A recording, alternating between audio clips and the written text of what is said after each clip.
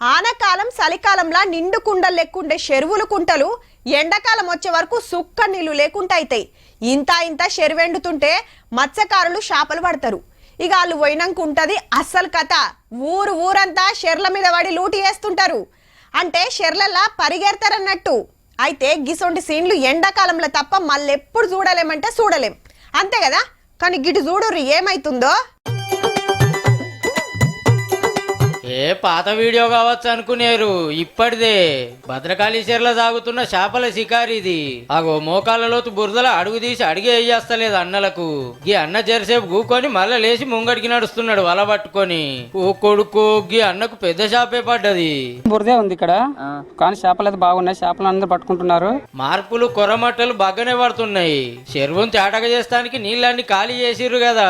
గండి కొట్టి 15 రోజుల్లో చెరువు ఖాళీ చేస్తామంటే 8 రోజుల్లోనే ఓడిచింది. నీళ్లతో నిండుగుండే 382 ఎకరాల పెద్ద చెరువు ఇప్పుడు గిట్లయింది. అయితే బురద పురాగా ఎండిందంటే చేపలన్నీ కాలం చేస్తాయి. ఉత్తగెందుకు పోనీయాలని ఇట్లా షికారి చేస్తుర్రు అన్నట్టు. చెప్పునే పూడిక పనులు చాలు చేసి బురదంతా తోడేస్తారట. ఆనకాలం వచ్చే వరకు కొత్త నీళ్లతోని కొత్త కళ వస్తట్టే ఉన్నది పోర్రి.